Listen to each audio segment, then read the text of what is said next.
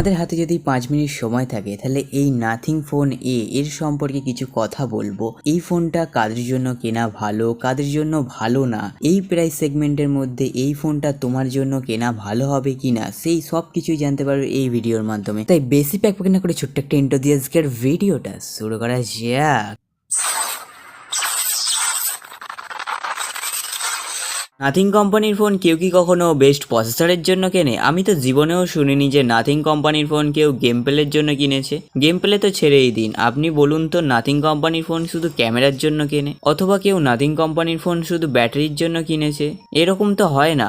অথচ এই মানুষটা যখন ফোনটাকে নতুন নিয়ে এসেছিল তখন ফোনটা সবার থেকে আলাদা করার চেষ্টা করেছিল। এই যেমন ব্যাক সাইডে লাইট দেয়া, ট্রান্সপারেন্ট ব্যাক প্যানেল বানানো, যাতে অনেক মানুষ ভেবেছিল বাইরে থেকে স্ক্রুপ গুলো দেখা যাবে। অ্যাকচুয়ালি স্ক্রুপ গুলো কিন্তু দেখা যায়নি। অনেক মানুষের পছন্দ হয়েছিল, অনেক মানুষ সমালোচনা করেছিল, কিন্তু নাথিং আলোচনায় চলে এসেছিল। আর যে ডিজাইন নিয়ে নাথিং এর এত সমালোচনা, সেই নাথিং 4 এর 4টে কালারে বেরিয়েছে। কালারগুলো দেখুন। এই ডিজাইন দেখে মানুষ অনেক বেশি আনন্দিত। এর একটা বড় কারণ হচ্ছে নাথিং ফোন 3 যে ডিজাইন নিয়ে এসেছিল, তারপর এই ডিজাইনটা সব লোকেরই ভালো লেগেছে। এই ফোনটার বাজেট হলো 30 থেকে 35,000 টাকার মধ্যে। এই দামে আপনি আর কি ফোন পেতে পারেন সেটা আজকের ভিডিওতে আমি বলবো। সোজা কথায় নাথিং প্রসেসরের যুদ্ধে কখনোই নামেনি, শুরু থেকেই নামেনি। তারা নিজেদেরকে ভালো প্রিমিয়াম ব্র্যান্ডে প্রতিষ্ঠা করার চেষ্টা করেছে, মানে ওই স্যামসাং, অ্যাপেল এদের মতনই। এক্সপিরিয়েন্সের গল্প। নাথিং এর ফোন মানে ট্রান্সপারেন্ট ডিজাইন ল্যাঙ্গুয়েজ। 4K সেই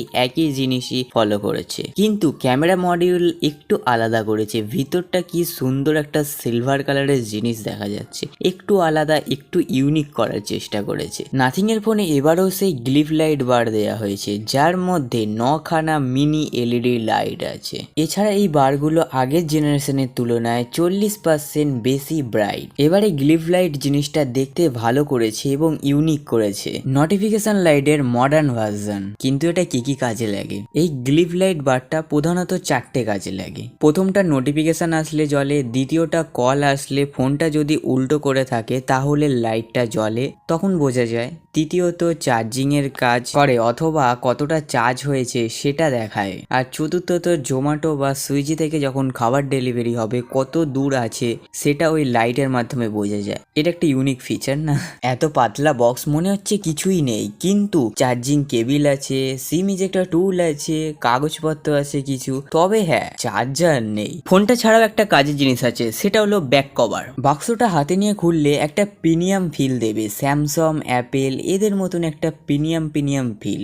নাথিং এই জায়গাগুলো ঠিক করে। এবার ফোনটা খুব একটা পাতলা নয়, 8.5 মিলিমিটার স্লিম। এটা কিন্তু মোটা। এই ফোনটাতে IP65 রেটিং আছে। আজকাল যেখানে IP68, IP69 দিচ্ছে, সেখানে IP65 একটা কেমন হয়ে গেল না? এই ফোনটা প্রিমিয়াম ফোনের মতন বেজেল কিন্তু একদম পাতলা নয়। ফোনটার চারিদিকে একটা কালো বর্ডার দেখা যাচ্ছে। তবে ডিসপ্লের কথা যেখানে এসেই গেল, বলে ফেলি 6.7 ইঞ্চির 120 হার্টজের অ্যামোলেড ডিসপ্লে দিয়েছে এবং কালার অ্যাকুরেন্সি অসাধারণ। নাথিং ভালো ডিসপ্লে দিয়েছে, এই নিয়ে কোনো সন্দেহ নেই। ডিসপ্লেতে আছে গরিলা গ্লাস 7i এর প্রোটেকশন, কিন্তু প্রসেসর দিয়েছে স্ন্যাপড্রাগন 7 Gen 4 প্রসেসর। তবে হ্যাঁ, এই প্রসেসরটা গেমিং এর জন্য মোটামুটি, মানে ডে লাইটে গেম প্লে করলে ঠিক আছে, কিন্তু এটা গেমিং ফোন না, এটা মাথায় রাখতে হবে। তবে LPDDR4X র্যাম দিয়েছে, UFS 3.1 স্টোরেজ দিয়েছে। তবে সব মিলিয়ে ফোনটা এই দামের মধ্যে একটা ঠিকই আছে। এবার যদি ব্যাটারির কথা বলি, ব্যাটারি দিয়েছে 5400 mAh।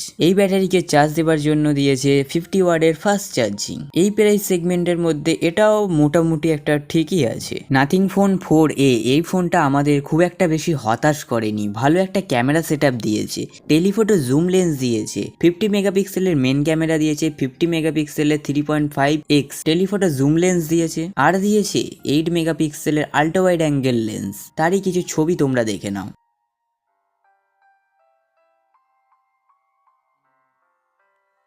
এরপর কথা বলবো সফটওয়্যার নিয়ে। সফটওয়্যারে কিছু বাগ আছে, তবে ওই নাথিং এর নিজস্ব থিম, নাথিং এর এই জিনিসটা আমার খুব ভালো লাগে। এছাড়াও নাথিং এর ফোন দূর থেকে কেউ দেখলে বুঝতে পারবে যে ওটা নাথিং কোম্পানির ফোন ঘাটছে, এটাও একটা ইউনিকনেস।